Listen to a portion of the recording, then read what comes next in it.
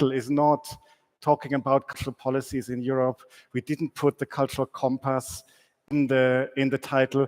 We really thought we need to talk politics. And I think we've chosen the title in a wise way, because for me, what sticked in the conversation since yesterday was, for instance, when we heard from the regional hubs, from the national hubs of Culture Action Europe in the Members Forum, when our Polish colleague told us about the situation after the elections in Poland and how much that jeopardizes the work of the cultural sector there.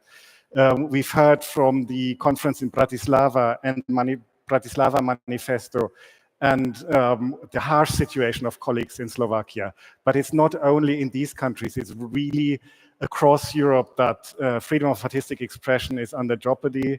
I was in a small group together with our Finnish colleague here, in which we brainstormed about the next State of Culture report and what issue is important in it. And we said money, and not because it's money, not because we are begging for money, but because having a substantial part in the next multi-annual financial framework, the next more-year budget of the European Union, will show a political commitment to what we are doing. And I think we want to develop a little bit that notion of political gravity. And I know we are used to, writing policy briefs and a neat letter with buzzwords that we give our civil servants that we relate to, and hope that, okay, in the funding program there will be that word as a priority next time, or we change that tiny little bit. And we have the impression, and I will elaborate a little bit more on that, that at the moment, all these people that we've been addressing with these policy papers in the last years are our friends, and then they are on our side, and they are actually doing what we want them to do. But we need to step up the game a little bit and talk about things that are in other contexts really clear. Let's get rid of the notion of soft politics, culture as soft politics. We really believe it's hard politics. And unfortunately, we see that by negative example. We see what culture does if it's abused for propaganda by Russians. We see what culture does in the Belt and Road Initiative, the Confucius Institutes.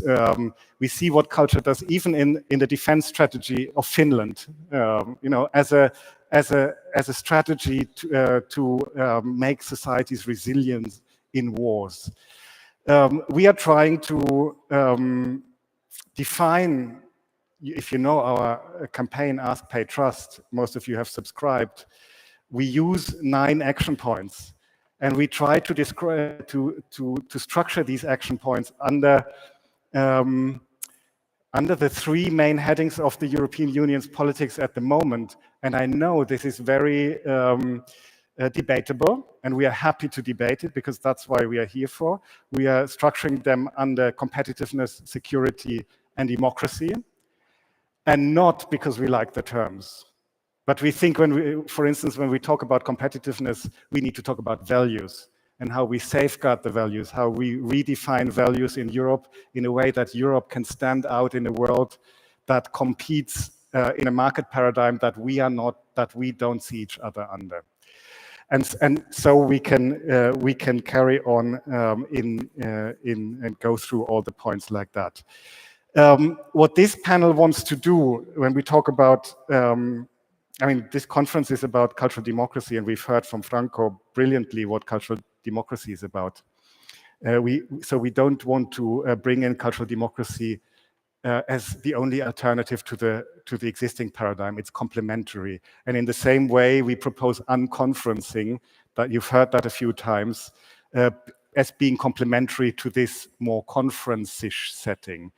And we hope that the conversations we are going to lead now are a starting point for you to take some ideas into the city sessions, into the workshops, into the different conversations in the next 2 days, so that collectively, as an ecosystem, we can develop a narrative that allows us to be political, to not only have data-based advocacy arguments, but to have a story because politics is about stories, about narratives, about ideologies, and I think that's what we need. And with all our differences, with all our different starting points, these stories can have a lot of variations, hopefully. But hopefully after 2 days, we return home and say, yes, we are part of something that hopefully can change the political discussion as it goes. But first, let me take you a little bit into the political context that we are witnessing at the moment. Let's take the last year, because we are going from conference to conference, from Malmö to Torino. So when we last met a year ago in Torino, we've been super afraid about the European Parliament elections. It was just a few days before we went to the ballot box. I think in some countries they were already voting when we were in Malmö. And we expected a huge far-right landslide. Luckily, that didn't happen. It did shift considerably to the right. And we've heard yesterday from Elena in her presentation what that does, for instance, with the composition of the Culture Committee in the European Parliament. But a year ago, we were also afraid that the chair of the Culture Committee of the European Parliament would be taken by a far-right member of the European Parliament. And I remember, I think Europa Nostra and ECF representatives are in the room. We went to Strasbourg for several days for the plenary, first plenary of the new parliament, to really, I use the word lobby, I know that it's a dirty word for many of you, but to really lobby people and talk to them and swing in the end, the sentiment, so that it was obvious the cult committee, if we want to save democracy, it can't go to the far right.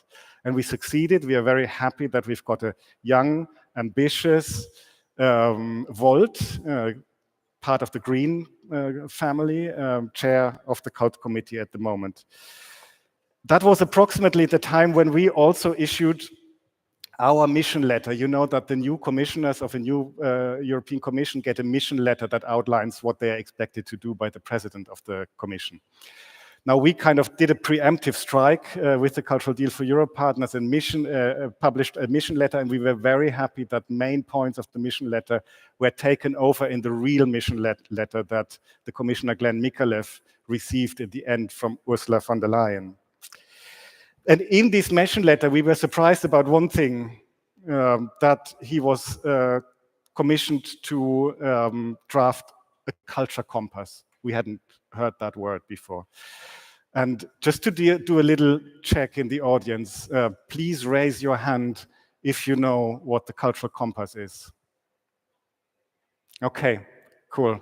Then now raise your hand if the cultural compass is of any significance in the conversations you have with your colleagues, but also with stakeholders.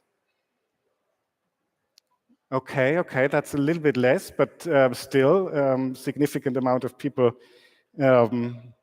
talk about the compass. We will change this after this session. It will be more, believe me. Now, looking back at last year again, the Cult Committee chair is in good hands. The Commissioner, Glenn Micallef, we will hear him in a few minutes, is also young, ambitious, Labour Party, small country in Malta. And so far, I must say, our first impression is, and I guess other network colleagues in the audience will confirm, or otherwise maybe speak up later. He's listening, he's inviting us. We are in a conversation, he's learning fast. So all really positive aspects. Now, we got the Commission, we've got the Parliament, then there's the third EU institution, the Council. And as we have heard yesterday as well, the Council also seems to be our friends. The Cáceres Declaration from September 24, all the cultural ministers signed the declaration in full support of a standalone Creative Europe program. But still, the question for me remains, where is culture in the bigger picture? I don't hear Ursula von der Leyen talk about it. Is there and if she talks about it, is it a bigger vision for culture for Europe?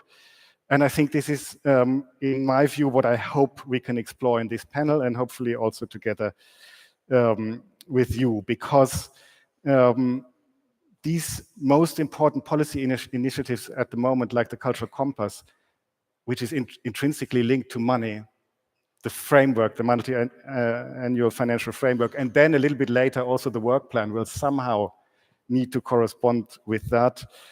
They very much depend on how we give input. So the question is really, will someone like the Commissioner Glenn Micallef be able to realize his bold ambitions? And the ambitions are bold, as we will hear him say in a second. And I guess not without support. So how does he get the support of his fellow commissioners, of the president of the commission?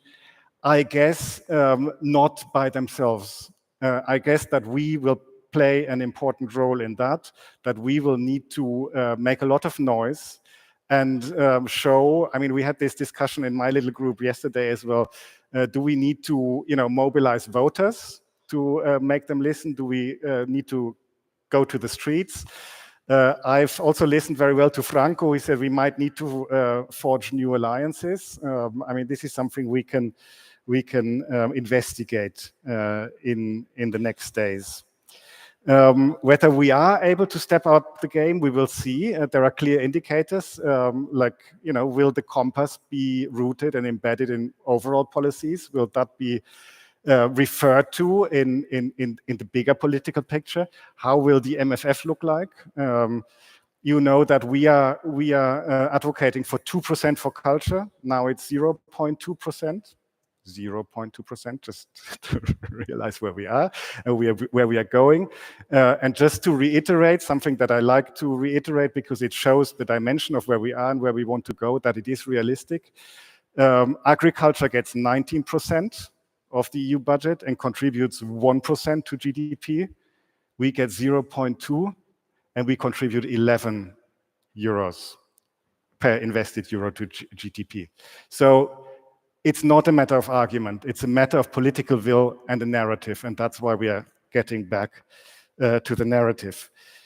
We've got a lot to talk and to cover to step up the game to hard politics. But before we do so, let's listen to the commissioner who unfortunately could not be with us. I don't blame him. I think he has a family matter on Malta. He told me that he would be disinherited by his mother if he isn't at this wedding on Malta. Let's believe him. For the rest, he's really approachable. Many of you know we've been at this stakeholders consultation in March. He has been at our event in February. We had various meetings in his office to talk about the Cultural Compass, about our campaign, and about Creative Europe. But today he can't be here, and here is his video message, please. Ladies and gentlemen, dear friends, today we have gathered to reflect on the importance of culture. And I want to start with a quick question. Can culture be the compass that guides Europe through the uncertainty and challenges of our time? The recent Eurobarometer survey on culture showed that culture is the #1 uniting factor amongst EU citizens. Europeans consider culture to be the strongest factor, generating a sense of European community. More than that, people see culture as a key driver of understanding and tolerance in the world. These findings confirm what we've long known. Culture is a powerful force, a source for strengthening social cohesion, fostering active civic engagement, and deepening our shared sense of belonging to Europe. At a time of increased global geopolitical tensions, culture's importance as a unifying force is more important than ever before. And with constrained national budgets, it's important to remember that Europe's cultural and creative sectors also make a strong contribution to our economies. But culture only exists through people. And as many of you know too well, despite its great social and economic contribution, culture doesn't always pay the rent. And while advances in technologies like artificial intelligence present opportunities, they also pose further threats to artists' and creatives' livelihoods. If we want to ensure that health and vitality of our societies and European democracy, we must do more to support our artists and creatives. We must improve their working conditions and ensure that digital and societal transformations work in their favor. And to do this, we must start building from the ground up. This is why, together with our cultural and creative sectors, I am developing a new culture compass. Because you know best what culture has to offer, and the support artists and cultural professionals need to reach their full potential. That is why we want you to play your part in shaping our collective action. A culture compass pointing the way through the complexity, challenges, and changes of our time. When up and running, this will provide clear direction and ambition for the cultural policy, an overarching strategic framework allowing us to guide and harness culture's multiple dimensions, to safeguard the work of Europe's artists and creatives, to ensure that culture actively contributes to broader political priorities, enhancing the European Union's competitiveness, strengthening European democracy, and building preparedness and resilience. My ambition is to present the compass by the end of this year. Of course, these are challenges that require long-term thinking for us to overcome, and a greater focus on the impact of our action today on both current and future generations of Europeans. Because today's culture will be tomorrow's heritage. Ladies and gentlemen, going back to my question at the beginning, the answer is yes. Culture is the compass that will guide Europe with resilience, unity, and hope to the future. I'd like to thank all of you for being here today, for your dedication and your tireless commitment.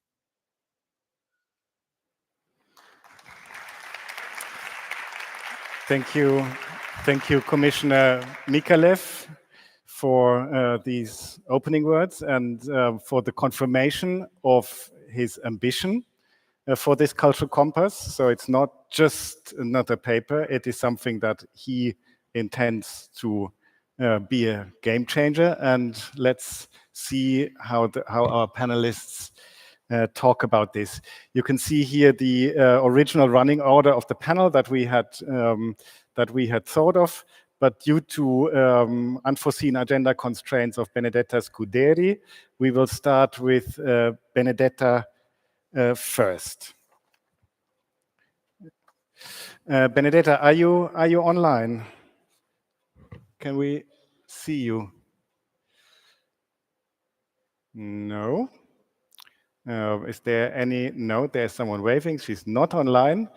Then we might go back to the original running order and get Emma online. Again, waving hands and kind of panicky gestures back there. Okay, which is really, I mean, for me, it's fine. You know, I prefer live conversations anyway. But no, okay, good. I'll just wait for your sign. Good. Then, no, that's great. You know, the thing is, if we do it live, we have much more time to talk with each other, and then we avoid death by panel, which was already threatening in the air. And you know, the most important voice is next to me anyway. So I'd like really to turn to. Oh God, I hope I pronounced your name correctly. I've just exercised it a few minutes before we started. Zsuzsanna Zsuró is a researcher and curator with work experience in cultural institutions and with a strong knowledge in contemporary art and culture. She has organized several exhibitions and residency programs across Europe. And as a PhD candidate, she's researching socially engaged art practices in the Hungarian diaspora. She's specialized in Hungarian art theory and practice, cultural policy, alternative art, institutional strategies, decolonization in Central East Europe, and in queer theory. And I'm really happy that you are here as the voice of a cultural worker. So those persons on the ground that we do all these policy efforts for, and we tend to speak with lofty words and very abstract concepts about something that is very tangible, about the work reality that is harsh, hopefully also joyful most of the time, mission-driven, and very unique uniquely distinguished against other work sectors. If you hear the commissioner talk in this video message, and maybe also if you hear the conversations that were preceding this panel, what comes to mind from your practice as a curator and a cultural worker? Does this reflect the challenges of your professional practice? Do you relate to that sort of language at all, or would you use different arguments? Thank you for the opportunity, and welcome everyone for our panel. I was very looking forward to this conversation because it's a very good question. Well, this has potential and potentially could change the cultural sector. But in reality, in my mind, what comes first is whether politicians realize that first and foremost, the European Union, including Hungary, has to face its own reality and has to have self-critical awareness. Because these statements and these words like unity and the raising the money to support culture and with culture we can change the world and culture leads us forward. These are really, really big statements. But in reality, we have to see that, and as cultural professionals, I'm sure that you face in a daily basis, you face with increasing polarization among our societies and members of society, and without realizing that the people in your communities, in your first and foremost kind of engagement circles, they struggle with their everyday lives. It's really hard to engage them in a socially engaged artistic practice or initiative or an institution, and it's very hard to think in such an abstract way when you realize that you're underfunded and you're lacking I don't know, the power to change, or you're lacking in politicians, for example, just to support you on a municipality level or a country level. And first and foremost, I do think that it's the most important thing. And for us, I think it's obvious. But when it comes to politics, it's not that obvious to start the conversation with those people on the ground in order to recreate something from the ground up, as Glenn mentioned. Mm-hmm. You've mentioned your work reality in Hungary. We've been talking about freedom of artistic expression a lot already, about censorship, self-censorship, also in order to receive funding.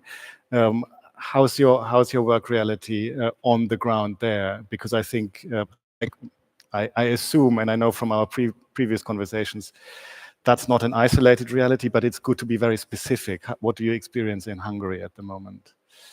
Yeah, definitely. It's well, Hungary, at this point, I do feel, and I do have heard recently, that Hungary is the leading country in terms of far-right legislations across Europe and across the globe.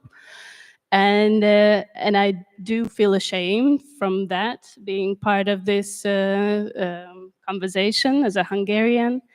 It's recently, to be honest, it's very frightening, and it became increasingly frightening with the new legislations starting from the like banning the LGBTQ, the Pride, and now we are facing a new legislation on sovereignty. So it's like when you're funded from abroad, you will be banned and fined, and basically I also heard that it's harsher than the one legislation in Russia.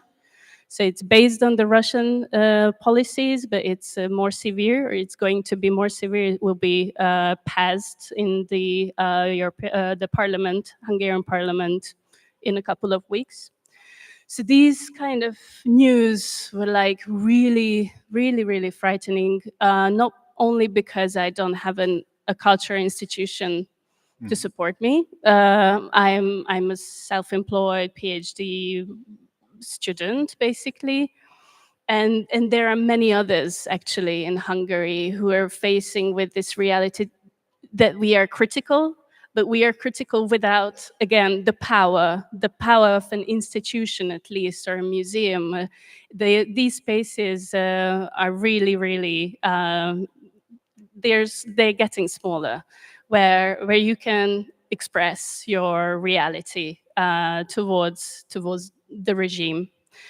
So recently we organized with my colleagues an international conference. We asked Ukrainian, Polish, Slovakian, Georgian participants or culture workers to participate.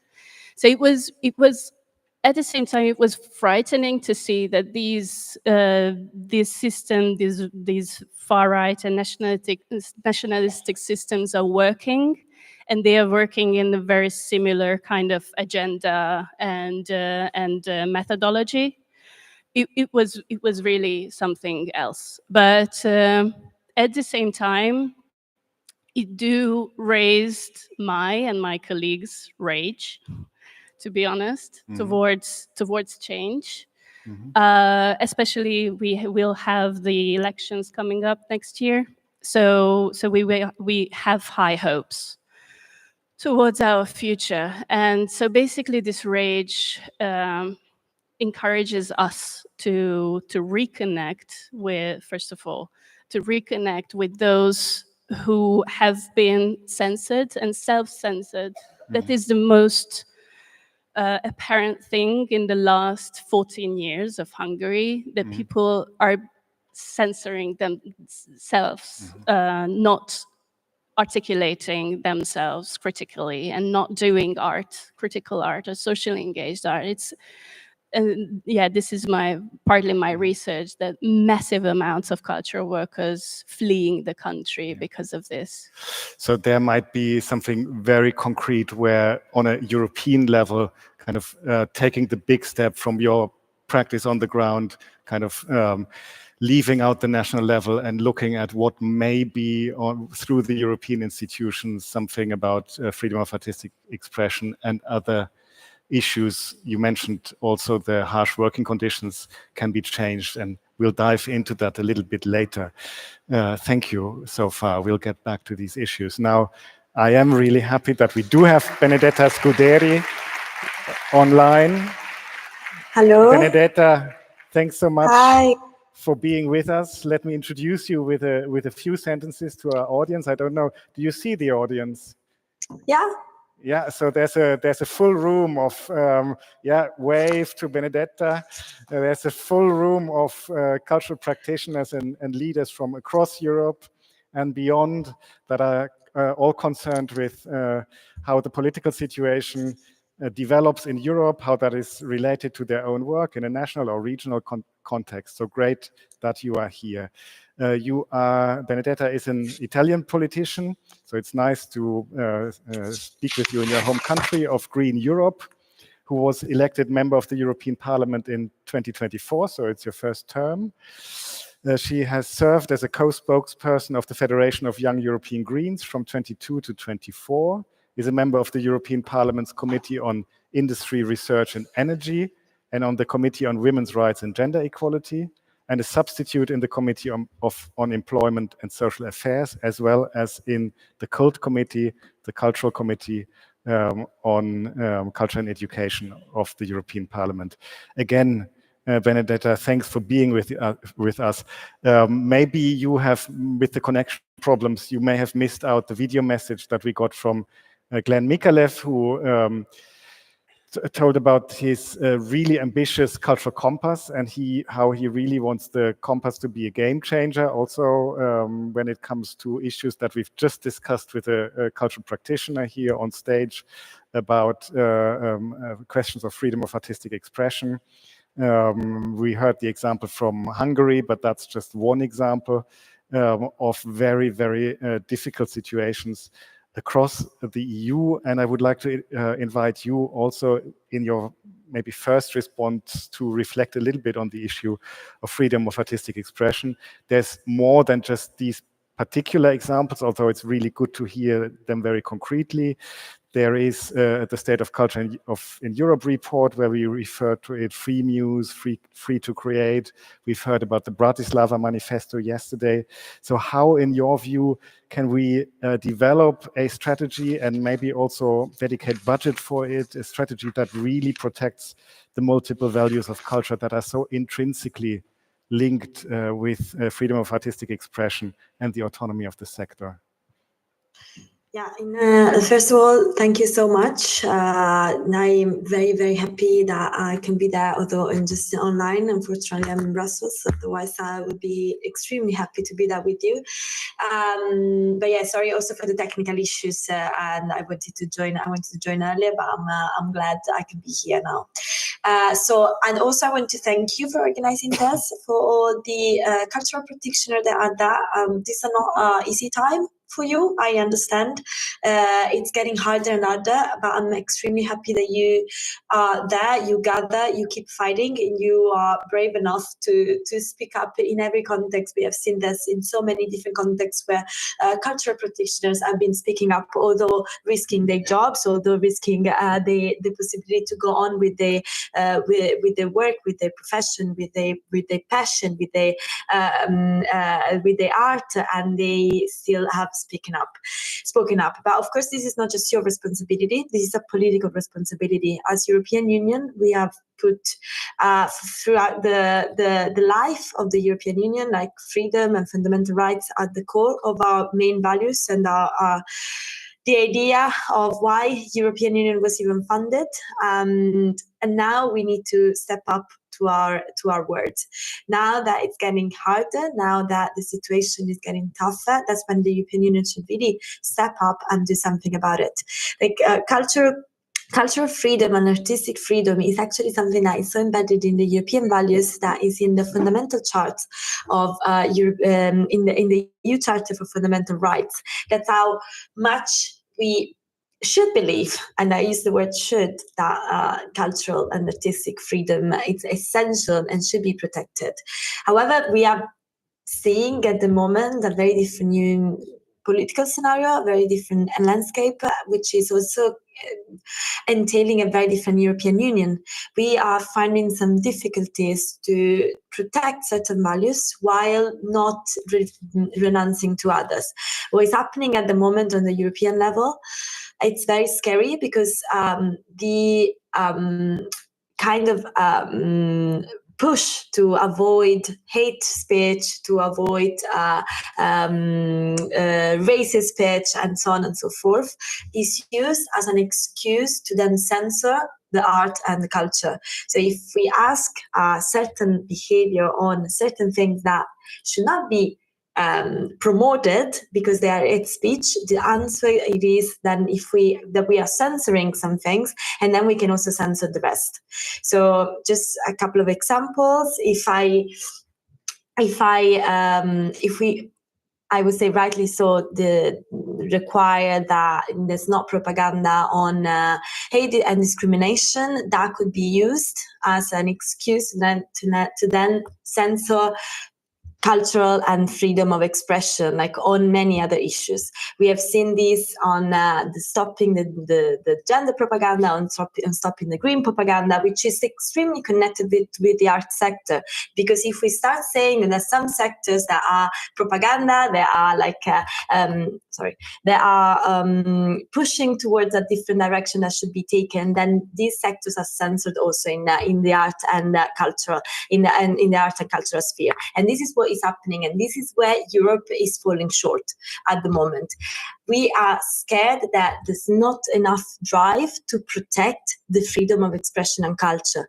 And when we don't have enough will to protect the freedom of expression on culture and art, then we go in a slippery slope, because we know that the best way to control our society is to control our culture, to diminish our culture, to delegitimize our culture, and to start putting some boundaries to what can be said and to what cannot be said, to who can be broadcast and who cannot be broadcast, so who can be funded and who cannot be funded. And this is the situation we're finding. I jumped in while the experience from Hungary was told. And of course, that is a very extreme experience. But here in Brussels, I'm meeting with different civil society, artists, cultural operators that are telling me that the situation is getting much, much worse in a lot of countries. So it's not just a problem that is reduced to one area, to one country, to one region. It's a problem that is spreading. And as I said, it's used to control our society. It's used to diminish our freedom and to diminish our capability, our critical capability to react to authoritarianism. Because I really think that cultural freedom and artistic freedom is at the basis of our democracy, because it's bringing in, and historically, as ever done so, is bringing in a critical voice that puts into that critiques and puts into how would you say, like questions the power, questions the authoritarianism, questions the lack of democracy, questions the lack of freedom, question the exploitment. That is always happened. So if we stop this kind of freedom, if we stop the developing of the possibility to develop this kind of freedom, then we are stopping democracy. That's how important it is. That's why we need to really tackle it extremely seriously at the European level, especially with such a political scenario that is coming in. We see this scenario in Europe, we see this scenario in other big powers, we see this scenario in the US, we see this scenario when all our freedom are reduced, and one of the main attacks is towards art and culture, because it's first more vulnerable because there's less protection, less money involved, and second is one of the scariest one, because it's the biggest critical voice that we can have, that if shut it down can really make a difference for the conquering of more power from who doesn't want us to be free. So what the European Union should do? First of all, we need to create structures to be sure that we don't only rely on private partners for the development of art and culture. That means that we need a lot of public funding, a lot of public structure that are allowing all the people, all the ideas to be included in our art and cultural sector. Because private, they can really put censorship, they can really decide what they want and what they don't want.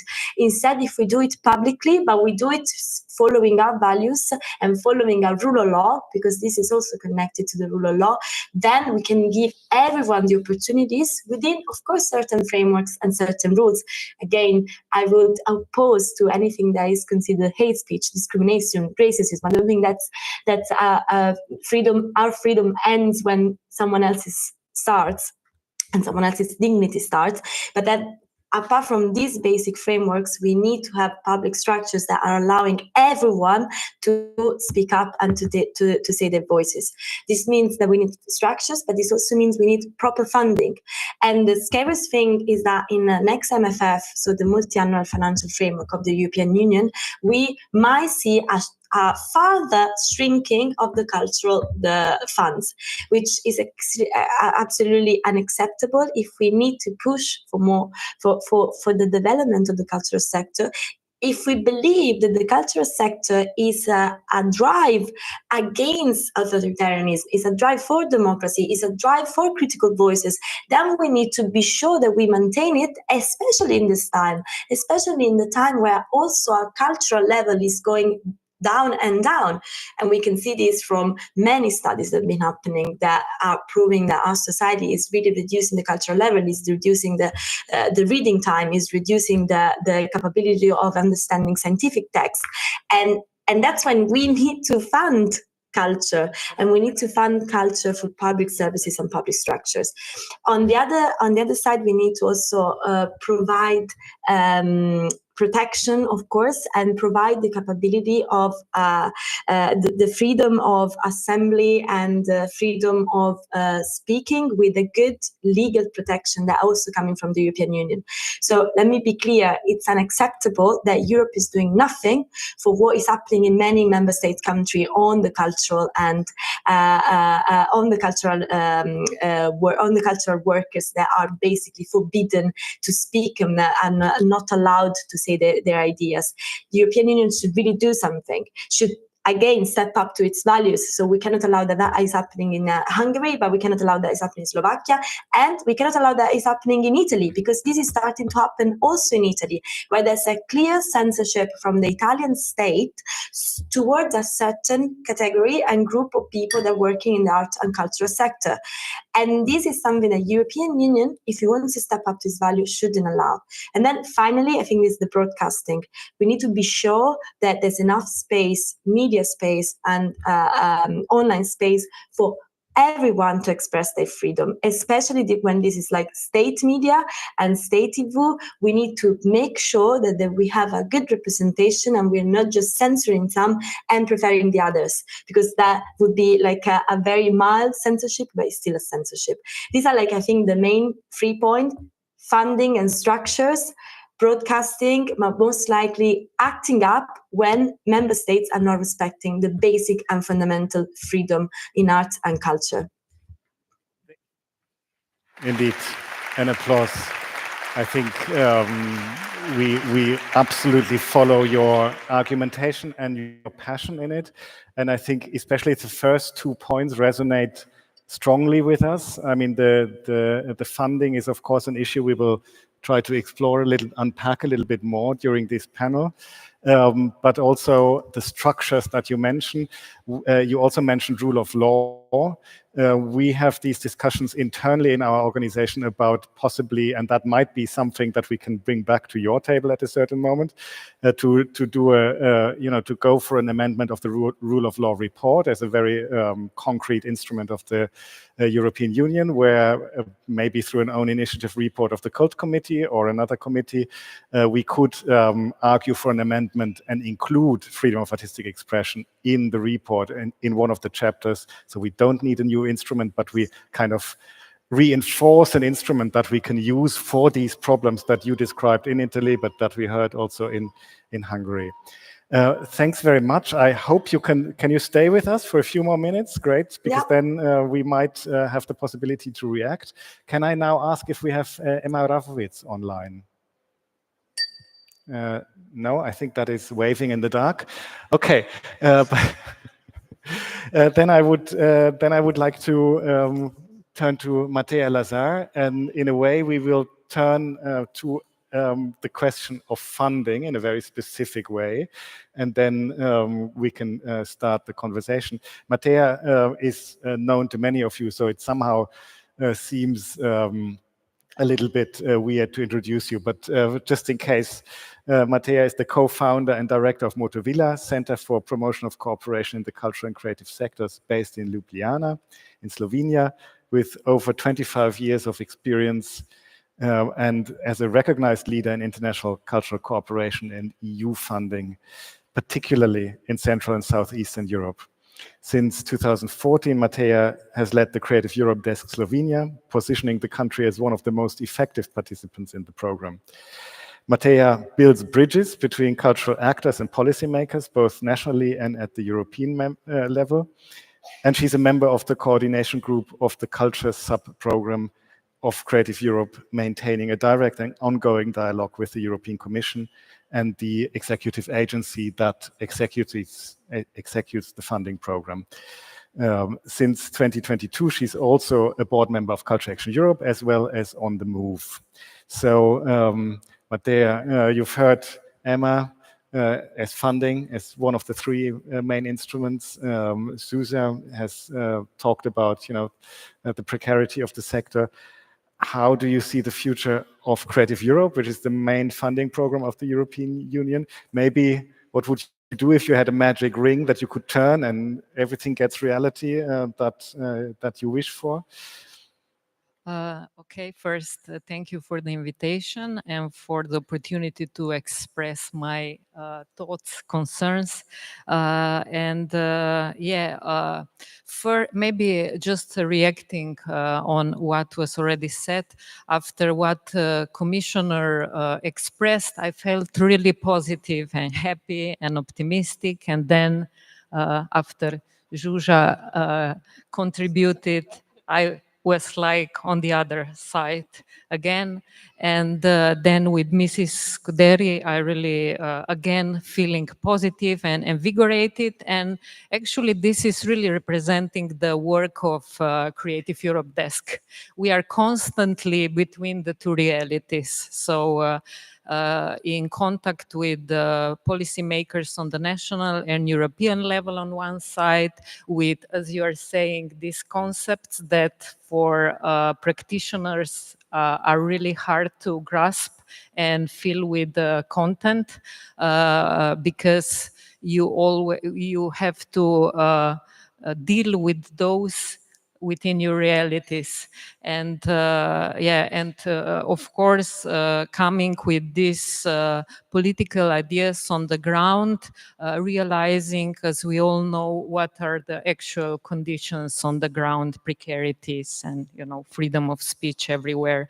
So I guess even the commissioner will need a magic ring. But really, I hope that a big part of those plans will get, that we'll see a happy ending. And in the first panel, it was mentioned one of the things that, we don't need just financing, that also relationship are important and everything else. But unfortunately, we shouldn't, like financing, it's a banal thing to talk about, but it's a necessary tool that enables even an existence on individual and sectorial level and the level of society. So it's not banal, it's the first step. I mean, nothing else will happen without proper funding for all the plans that were shared with us. And if I'm more concrete with maybe future Creative Europe program. maybe just to do a little check of the temperature in the room. And maybe another comment about these concepts and buzzwords.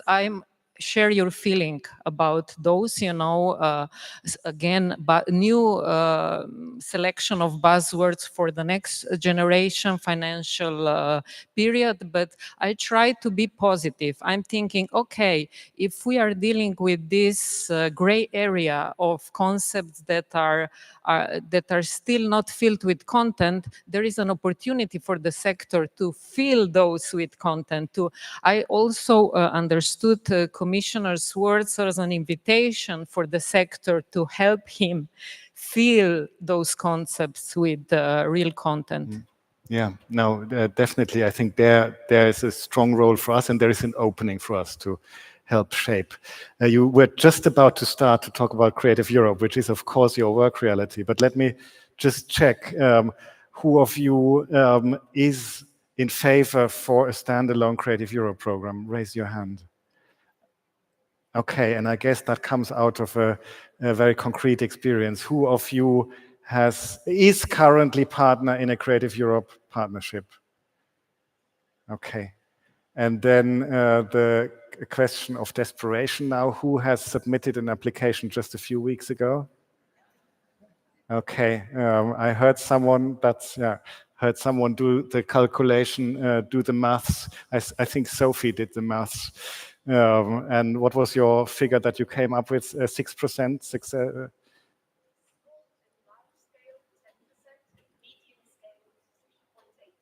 Medium scale has a success probability of 3.8% at the moment. So that tells us a lot. So, Mateja, what does it tell you? It's, I mean, really, on one side, of course, being a Creative Europe desk, our job is promoting the program. So I'm happy. It means that the program is really popular, right? But on the other hand, I'm working daily with the sector, with applicants.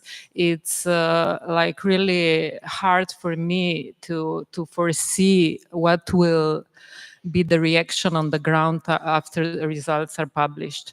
So, I mean, not only disappointment and not only how many great European cooperation won't be able to come true, but also thinking about all the resources, human, time-wise, financial resources used all over Europe, you know, that were invested in this process that will have no positive results, at least not in a short run.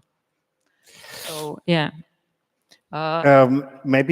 Maybe this is the moment to talk about the threat of a standalone, losing Creative Europe as a standalone program, and turn back to Benedetta for a moment. I know you are a substitute in the cult committee, so you don't follow it in the first line, but you are okay, we are not using war rhetorics, we said yesterday, so you are not battling in the second line. Whatever you do in the second line, you are there for us to support a standalone program. How do you see that happen? I remember also during the hearings of Commissioner Micallef, you raised the point of how we can maintain support for Creative Europe. And now in the light of these big realities like defense, competitiveness, democracy, we also risk a little bit that in Creative Europe there will be a lot of constraints that push us maybe towards instrumentalization and limiting that freedom. So how would you see a free funding program that secures artistic freedom and that is standalone and substantially funded? How do you see that fight develop within Parliament, but maybe also what could our role be to support that? So thank you. So I think we, the last news that I heard, but I don't want to be wrong because everything is so confused until we have the actual, the final proposal from the Commission, is that there was an attempt to try to maintain like standalone programs, but the problem is these programs going to be as funded. So as you said, you mentioned that the priorities that are coming up, which is mostly, being completely honest, is mostly defense, the main funds taker, because like competitiveness will go a lot into the decarbonization, innovation, these funds that were already available, but the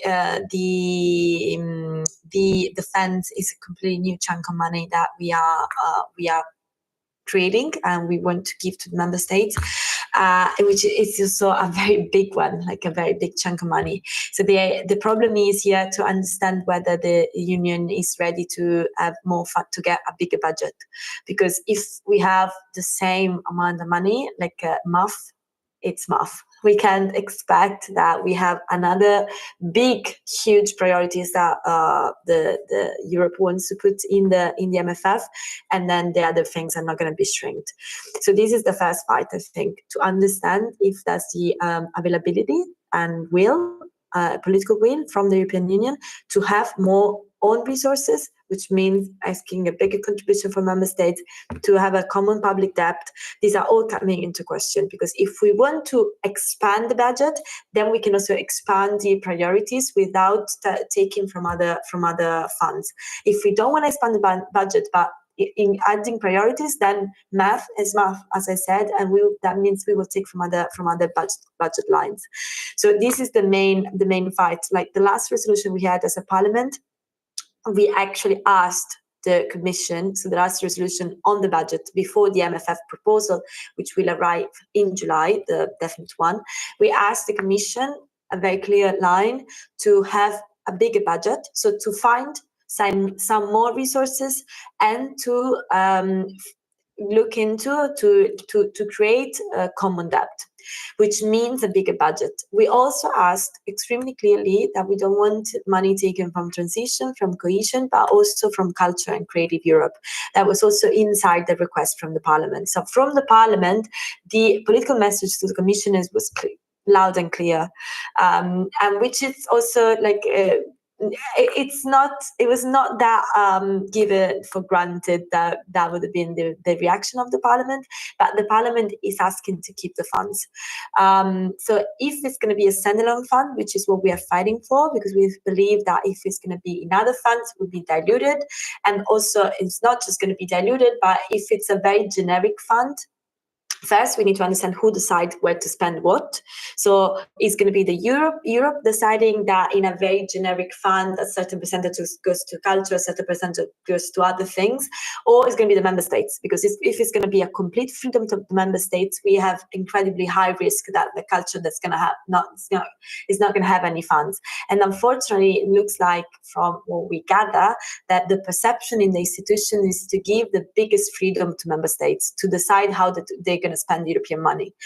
So if this is the interest, like the kind of drive, then we need to make sure that we have standalone funding, so that when we talk about culture, we have Creative Europe that stays like this, and they can only be used for that. Because if it goes into a bigger fund, then can be used for other things, unless we give percentages of usage, which I don't think this Europe would do. But the second problem of the bigger fund is what you were saying, the threat that these funds can go to other things, can be instrumentalized. So even if we are using them for like culture, what kind of culture, what kind of priorities, who decides that?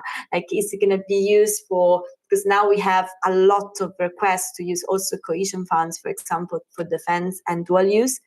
I really struggle to understand how cultural funds could go for defense and dual use, but that could be a problem. So we need to make sure that we have a fund which stays. Creative Europe can be called differently, but needs to stay on this kind of subject that is a standalone fund and goes and is not stringed so much that it's basically useless. So these are the main priorities, because the risks are very high. Again, from what we understood at the beginning, there was the intention to put everything together. Now it looks like there might not be this intention anymore, but we really need to wait a few weeks more to understand which is the final proposal. Thank you very much. Thank you very much, Benedetta. I understand that I also need to let you go, because you indicated you had a very limited time. You please stay as long as you can, but if we carry on the discussion and you need to log out, I want to thank you already now very warmly for participating so far already. So what I understand from your last contribution is, and having in mind also that on the member states level, the ministers for culture are on our side. We've quoted the Cáceres Declaration also in the last council meeting. They reiterated their support for standalone Creative Europe program. So I guess what we all need to do is address our ministers of finance at home. And this is where we already do or will provide a template letter on our Ask Pay Trust campaign website, so that all of you send that letter to your national minister, because it's the finance ministers that we need to convince. And for convincing, we need, of course, the arguments. Why standalone Creative Europe? And Mateja, once more to you. What do you hear from the practitioners? What do they get from the culture strand of Creative Europe that they do not get in any other funding programs?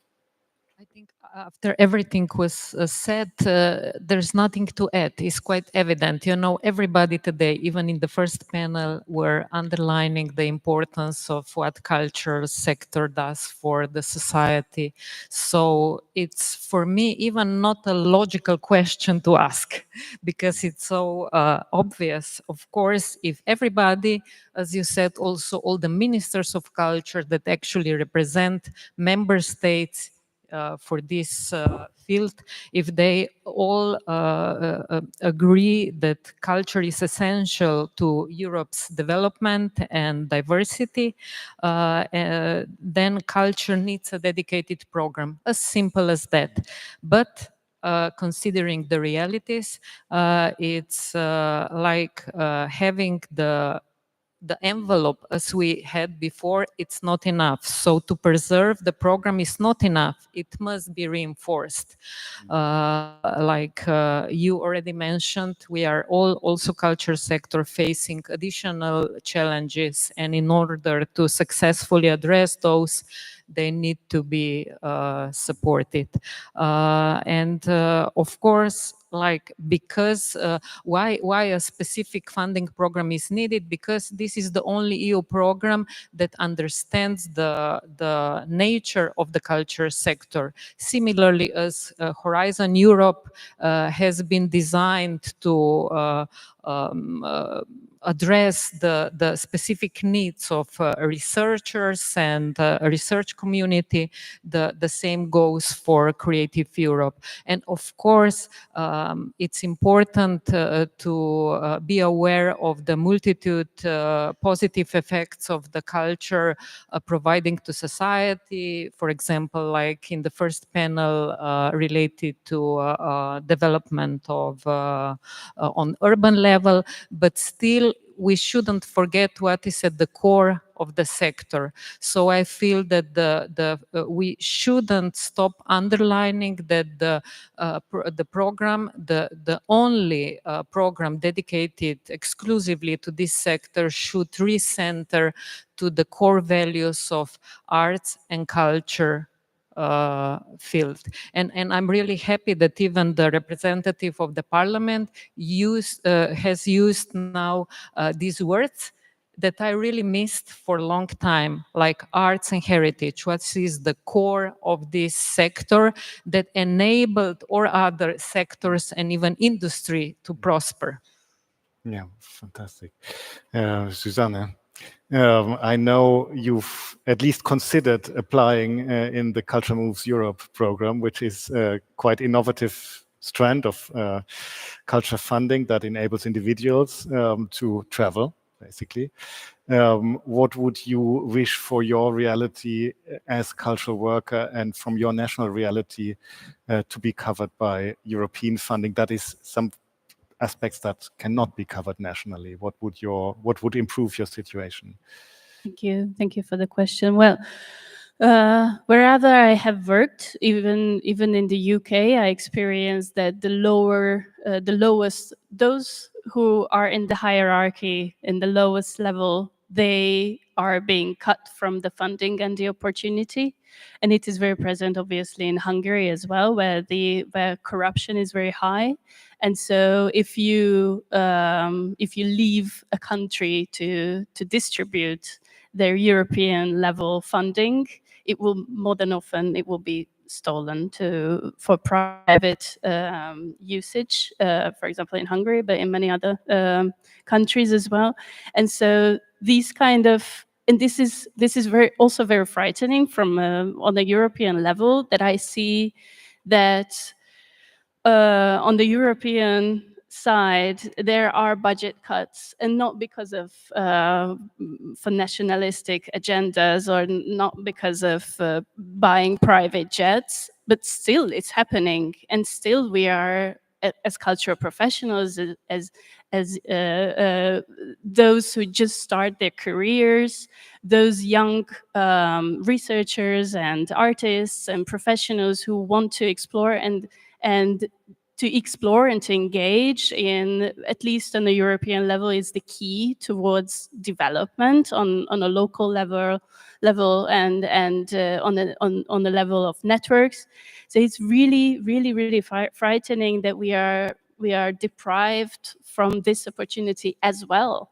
So like now we only had, at least in Hungary, but most of the countries, I think, culture professionals could rely on European resources for travel, to learn, to engage, just to simply have a funding for get to know other fellow curators, fellow galleries, artistic collectives. How do they work? How do they engage?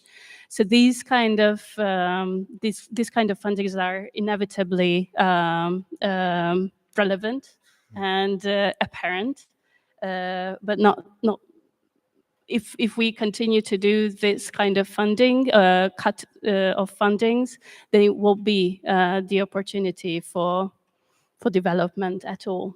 Mm-hmm. But I do feel the importance of giving visibility and giving opportunity for the young professionals and for those who are deprived within their countries, for example. Yeah. It's inevitable. It's essential. Okay, let's go for it. I also had another question which I skipped now because I want to turn to the audience, but I just at least want to mention the thought, because Mateja has mentioned the increase of funding that might be needed, and then maybe conditionalities such as fair working conditions could be included as well, which would benefit, of course, cultural workers across Europe. We are in the almost less than 20 minutes that we have remaining. And I would like to not only open the floor for questions, but I have two questions for you instead of you to us. First question, maybe three I'll take. First question, if you could steer the hand of Micallef while he designs the compass, what heading would need to be one of the first headings in the new cultural policy? Okay, there's a hand going up, Stefan. And then Christina. Yeah, okay. Thank you very much for, I was very happy to see that this topic of the threat to freedom of artistic expression was so much highlighted in this session. And but for me, the question is still, what does it mean in concrete terms? And I'll come back to your question. I mean, the freedom of artistic expression is a known chapter in the State of Culture report that has been launched by Culture Action Europe recently. And it should be we should make sure that it's also a separate chapter in the cultural compass. So just to reply to your question, what does it mean in concrete measures? I can imagine that there are at least two big strands. The one would be to support artists at risks or managers of museum theaters under pressure, including maybe also artists at risk coming to Europe, which is still comparable to the global world, maybe a safe harbor. That needs money as well, I would say, because to support them. That's, so to say, the part which is, I consider more to be a kind of first aid kit. And the second part is more a prevention measure, which should be to implement a reliable legal tool at EU level to safeguard freedom of artistic expression. Lars mentioned already the rule of law report. You must know that since 2020, once a year, the Commission publishes a rule of law report, which is so far, and I just want to go a little bit more in detail what you just touched upon. So far, there are 4 chapters. The first one is about justice system. The second one is about anti-corruption. The third one is about media pluralism and freedom. And the fourth one is about institutional checks and balances. And what we, and I now speak as also in my capacity as a Cultural Action Europe board member, what we so far suggest is so to start to rename this third chapter, which is about media pluralism and freedom, to freedom of expression. with 3 very visible sub-chapters. The first one, freedom of media, second one, freedom of arts, and the third one, academic freedom. This is not a radical change. This is just a slight modification of a running system. And so nobody could be against that.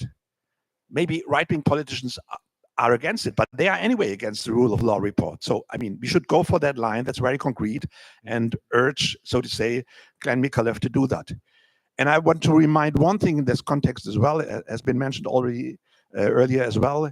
36% of the Culture and Action Europe members of you stated in the State of Culture survey or conversations we had with the members that they feel personally affected by the threat to artistic freedom.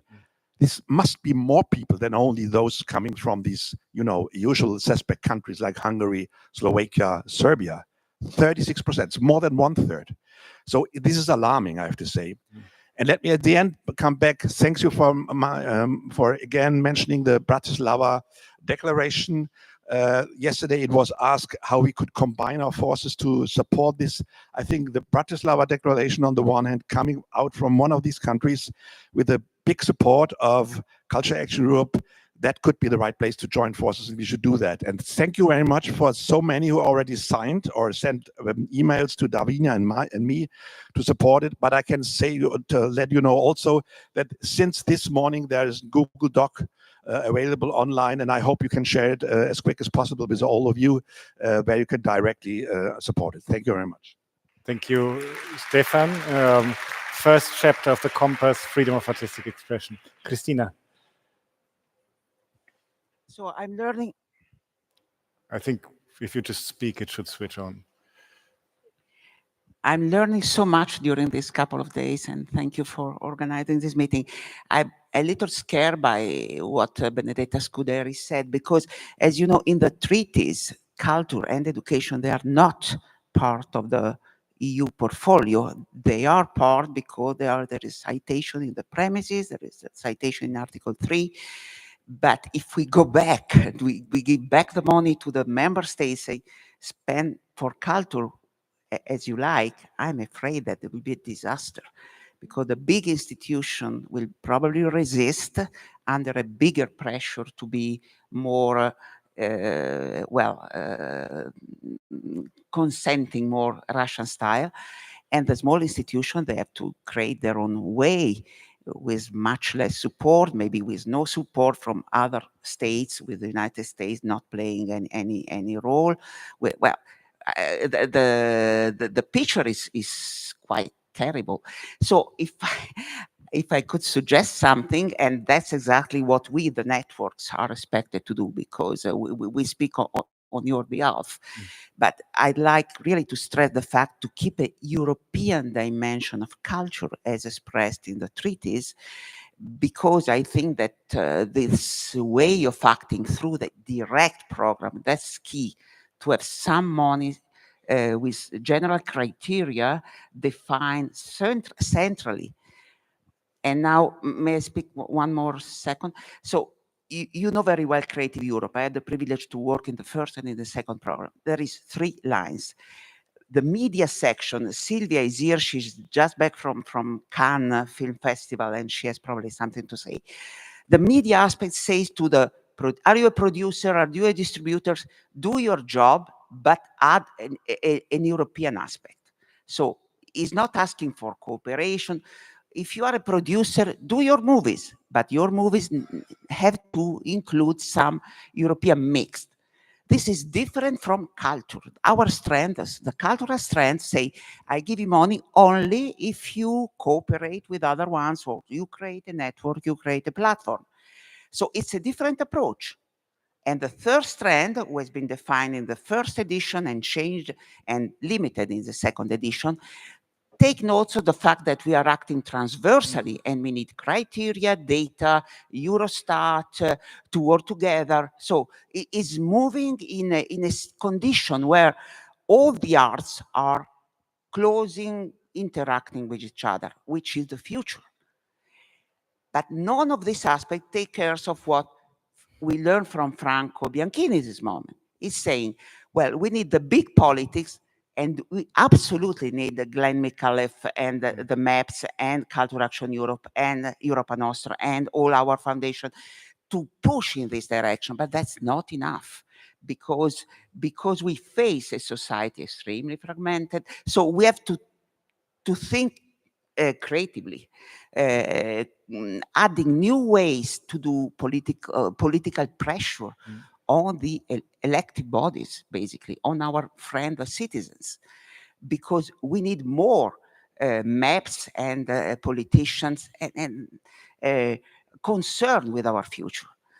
That's why I think that thanks to this meeting, we are understanding that there is two levels. It's really a great contribution, and I think if you look at, for instance, the paper that we've been publishing with regards to MFF and our policy paper that we use to inform politicians now when they negotiate the next budget and the next also Creative Europe cycle, we say if and only if the budget is increased, something like support for European cultural contemporary works that could be acquired, for instance, by museums to make visible what kind of European contemporary art production there already is. With these criteria produced across 3 countries in collaboration and so on, that would help shift the perspective on what contemporary European culture really is and how strong it is at the moment. Thanks, Christina. Yes, I understand that. Yes. Yeah. Van der Let's Leyen see is looking for, well, we look at the Romanian election, why pro-European? We look at the Polish, wow. And well, that's why we are so... Yes, do you have a microphone already? Yes, I am prepared. We talked a lot about funding, and I wanted to address something that potentially might be doable, but probably not. What happens a lot with this EU funding is that you have huge chunks of money that are supposed to be for several organizations to do something completely out of the blue new. For example, as somebody who works in galleries and does exhibitions, I know that as an organization independently of this EU funding, you have an annual plan for an X number of exhibitions where you could invite foreign curators, foreign artists, you can do a lot of collaboration. Yet, in order to be eligible for any EU funding, you have to invent something that fits into the box. And usually these are very big amounts of money. Is there any potential to convince Brussels that dividing this money into smaller chunks that would go directly to primary programming, such as exhibitions, concerts, and so on, would also be a good idea to sustain culture? It doesn't have to be $1 million. It can be 60,000 for 2 years of an organization. No, it's. I think you are raising a very good point, and if I may refer back to our position paper on the next EU budget, this is one of the points that we are suggesting, keeping in mind that of course we cannot compete with national culture, because as Christina also said, it's like cultural authority is at the member states level. But if we think in terms of what makes European cultural cooperation European and is supported now already, 3 countries, mobility, all that, that could happen on a smaller level as well. You know, there could be kind of beginner grants of maybe 15,000 euros, 20,000 euros to, you know, realize one exhibition across borders, a residency program across borders. So we are proposing that already, and let's see where it brings us. And maybe that's an opening to the next question to you. But you can also do wildcard questions. You don't need to follow my questions, but I'm just curious. As you know, we are advocating for 2% of the next budget of the EU, the next MFF, multi-annual financial framework. Now, if we do the calculations roughly to the contributions of the member states at the moment and look at how big the overall budget would be, these 2% would be 30 billion euros. Now, anyone, Niels, Mikol, whoever, Ivona, if you could spend 30 billion euros, how would you spend it? Come on, this is, you know, we need input. It's what we are campaigning for already. Niels, yeah, go for it. I don't know, someone was there, and then Niels back there, and then afterwards Niels. 30 billion. Hi. Do you want to stand up and say your name? Yes. if I had 30 billion euros, I will spend that to merge the society class to improve the cultural sector, because I'm thinking about how many companies in Europe provide a cultural program for the workers. Cultural, it's feeling as a free time, but culture is not free time. It have to be the main point of our society to improve every aspect and every European value. Okay, thanks very much. Super. Niels and then Davinia. Well, hi everybody.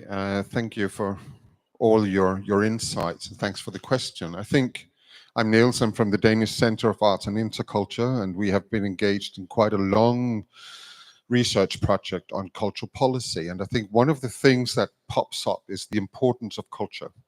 The importance of culture is a transversal political importance that we are in many ways. We represent a sector that combines not only culture and fine arts and all the things that we normally say about our sector, but also social development, inclusion, urban development, innovation, technological development, innovation. So if I had that kind of money, I would really work for culture being a transversal factor across policy areas, a transversal factor that is all about how to strengthen democracy, how to strengthen society, how to strengthen participation, how to strengthen multi-voiced societies at large, and how to include those who we very often in our sector talk about inclusion, but they do not feel included and they are not really represented here as well. So really to open up so that culture can really fulfill that role that we have the potential to fulfill.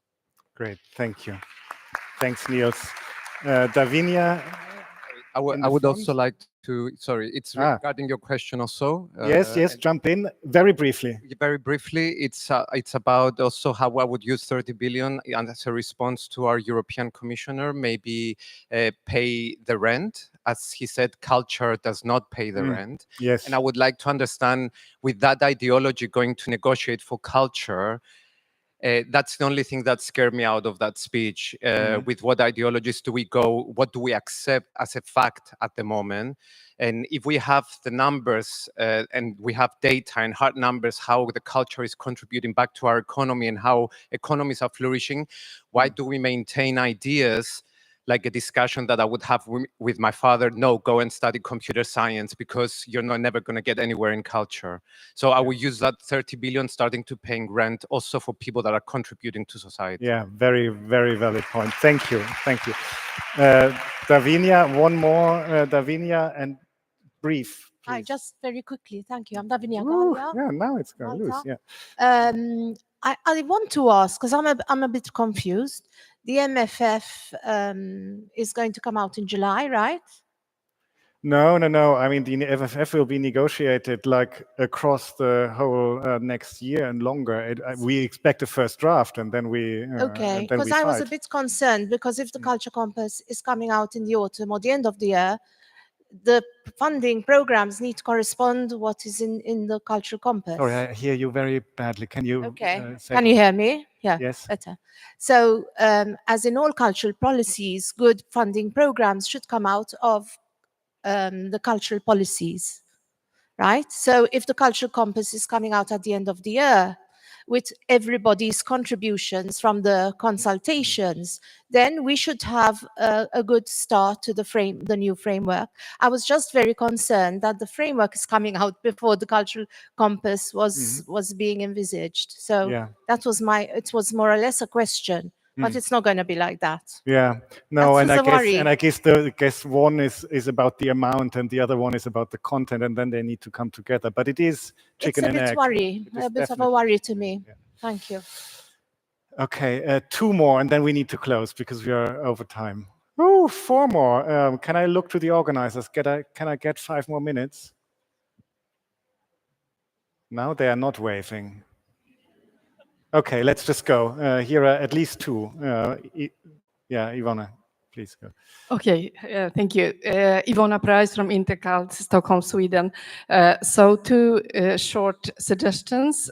One is Horizon for Culture. I think that we are all looking towards Horizon today. Some of us are joining, not many, and there is a lot of money in that program and a lot of possibilities.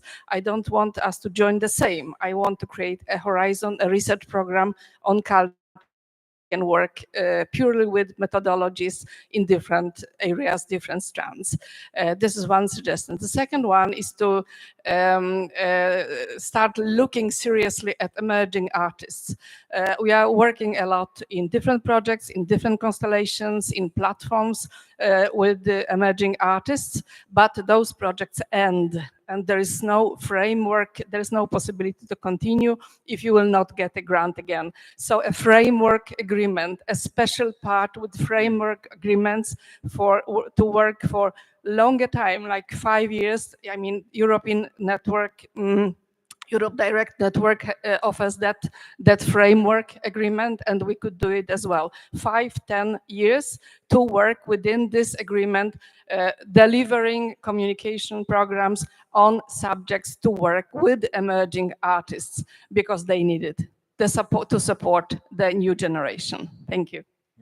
Let's take one more remark, and then we need to close.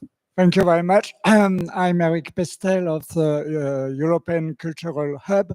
And if we were lucky to have such an extension of budget, I would suggest to open the programs such as Erasmus, Europe Creative, and so on, Horizon, and so on. Also, not only to the partnership between entities in the different countries, but also to support the cooperation of Europeans in the same country. For example, association of artists, of European artists in the same country to foster the cooperation between European citizens. Thank you. Thank you. And now to close, the same kind of blitz question, but like 20 seconds each. Mateja, if you have 30 billion to give to culture, how would you earmark the money?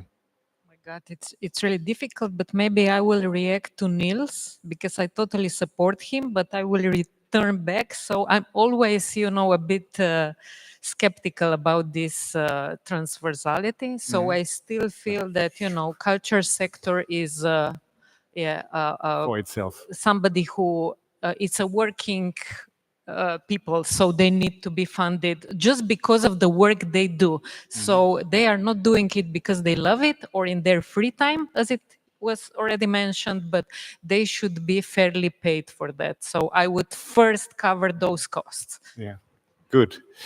We are all behind that. Zsuzsanna. Yeah, I think I have to agree, and I also agree with one of the ladies. She raised also the distribution. So, like, this is a massive amount of money we are speaking about or talking about. If we would redistribute in smaller amounts and monitor, maybe that it goes for the good reason and good projects, and not being gatekept by big institutions, and so something like that, from the grassroots or from the bottom up. Yeah, great. Thank you very much for these contributions. I think we take a lot into our work of the next years, and I'm not speaking about Culture Action Europe only. I'm speaking about all of you. I think it becomes absolutely clear also in the contribution of Benedetta that if we want to step up the conversation in a more political sense, stop speaking to your cultural minister, write to your finance minister, get in touch with us, how we can organize ourselves to speak to other policy portfolios to get the critical mass we need at this very moment. And we cannot wait until after the summer. It's now in the next weeks that we need to be active and speak out. After the summer, we need to fight back for what they put us on the table. Now we still have the possibility to influence a little bit what will be the first draft. I also will take with me a lot of the remarks that were mentioned by the audience. A lot relate, of course, to also what Benedetta has said, rule of law report. Let's see how we can progress on that. And I hope, Zsuzsanna, that we can have you you and your colleagues more often in our conversations, because I think this is what we are here for, to understand the reality of the cultural worker and have the voice of you within our ranks. There's Benedetta. Again, thank you for being with us. And Mateja, you are anyway around. I hope we can keep talking about Creative Europe, about your experience with the field, and your counsel is always so valuable for the decisions we make. Thanks for joining us on the panel also. Thanks to you, the audience.